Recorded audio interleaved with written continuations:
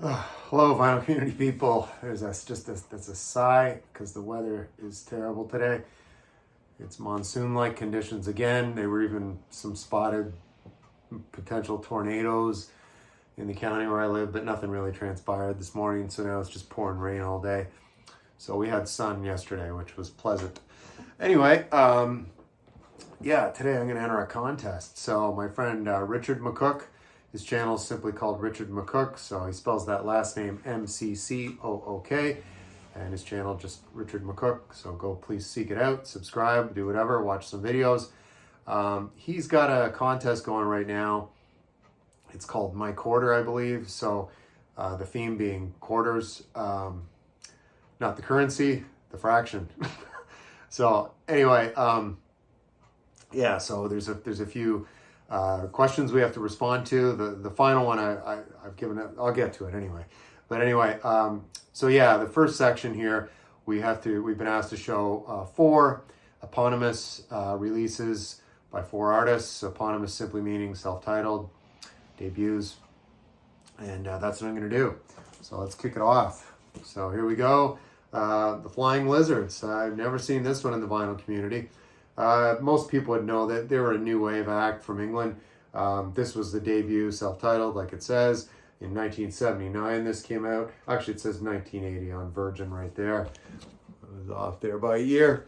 So yeah, there was a big single from this. It was almost like a novelty song called Money.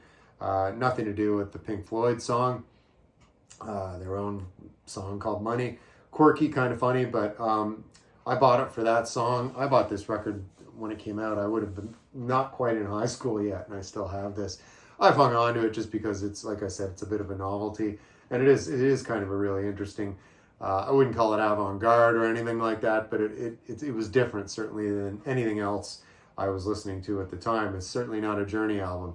So the other song on this they did a video for is a song called TV. Now, music videos weren't quite a thing yet, but these guys did make a couple of music videos. They made one for that song Money that I mentioned, and TV would be another song to look up on this. Other than that, it's a lot of filler. But yeah, it's not a terrible record. Maybe I'll throw it on for giggles later today. So that's the Flying Lizards.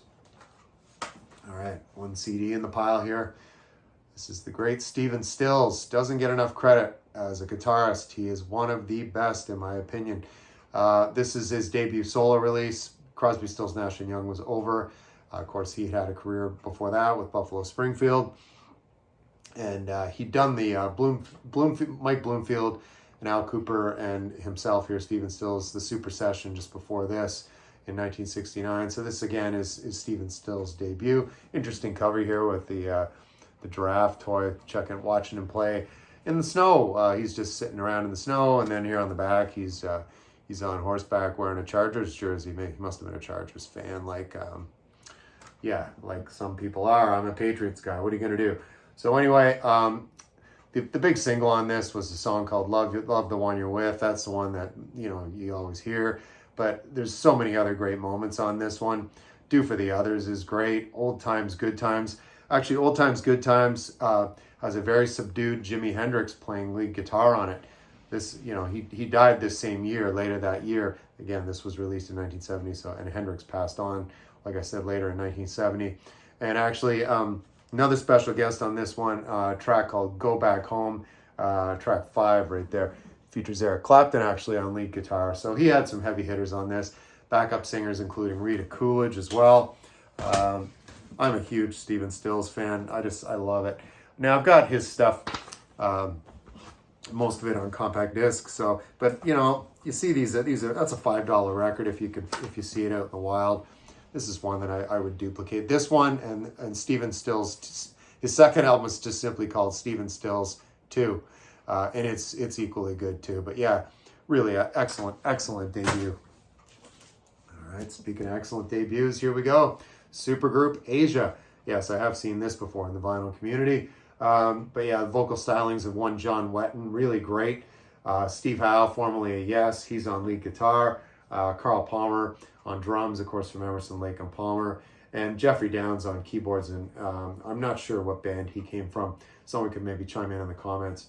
Don't know much about Jeffrey Downs. But The only issue I have with this album, and again, this is one I bought right when it came out in 1982. Of course, they were on, there's the Geffen logo right there. The only issue I have, if I was the arranger or the producer, I would have spread these hits out more.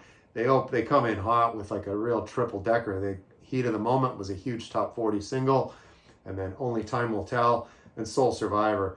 All three are excellent. I would say my favorite out of those three is probably Soul Survivor. And then you go over to side 2 though, and it opens with a track called Wildest Dreams. That's really good too. All 4 of those songs, including, like I just said, Wildest Dreams, are really excellent. This is top-notch musicianship. It's very polished. If for some reason you don't know Asia, check out any of those songs and you'll dig it. So anyway, cover art again, yeah, cool, by the great Roger Dean, who is known for doing a lot of progressive rock album covers, including stuff for Yes. So there you go, with the giant serpent on the front. Looks like something out of Game of Thrones. All right, and we're shifting gears to some heavy blues rock. Yeah, it's Cactus. There you go. There's a cactus right there under the hot sun. There's the guys right there. That's what you look like if your mom didn't give you enough hugs, right? You end up looking like that when you're a grown-up. Anyway, you've got a couple of guys here from Vanilla Fudge. So Carmen Apiece on drums. He was in Vanilla Fudge, and Tim Bogert on bass. Some guy named Rusty Day sings vocals. I think he played with Ted Nugent and the Amboy Dukes from Detroit, and some guy named Jim McCarty on lead guitar. But this is real kick-ass blues rock. It is amazing. If you wanted to seek out any of the songs on this, Oleo, it's just like Oreo cookie, only it's spelled O-L-E-O. That's a really, really great track. And Parchment Farm.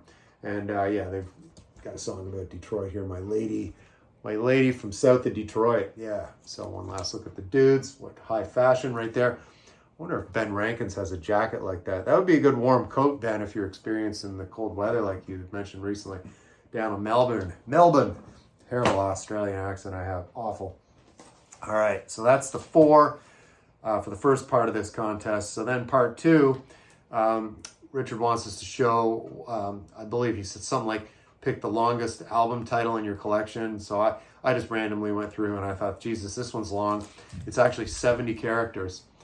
This is Andy Williams. The title of this album, the Academy Award-winning Call Me Irresponsible and other hit songs from the movies. And there's Andy Williams right there. Picture perfect, handsome dude. So yeah, I mean, it's just songs from movies, just like it says. You know, Gigi from the motion picture Gigi, Moulin Rouge, Be My Love from the Toast of New Orleans. It's good. And Mona Lisa, that was one of his huge, huge songs. It's a nice ballad. So yeah, call me a lounge lizard, call me what you want. I do like my Andy Williams. Pretty talented guy. Moon River's probably my favorite song, but that's not on this. But yeah, there you go. Andy Williams. That's a long album title. And of course, conversely, show a shorter album title, right? A little jazz free here. It's Antonio Carlos Jobim, the great Brazilian jazz guitarist. This is a 1970 release on A&M. It was his second release on A&M. He'd been previously, I think, on the Verve label. So there's some pretty heavy hitters playing with him on here. You've got a guy named Jerry Dudgeon on alto sax. I forget where he came from, but the heavy hitter I meant to mention is on bass is Ron Carter. So yeah, really great. I love anything Ron Carter does, and I like most Antonio Carlos Jobim. Speaking of being a lounge lizard, so yeah, just great Latin bossa nova jazz, but very light bossa nova on this one. This is a really mellow record. So yeah, there's just the cover, and that looks to be like the big, the statue there in Rio de Janeiro up on the mountain. The name escapes me. It's got that religious significance to it. That big statue, you can see that there. It looks like this picture was taken at night for this cover art. So that album title, Tide. It's pretty short, I guess. So the final question here from Richard, and it's an optional question, right? But I see most people taking a stab at it.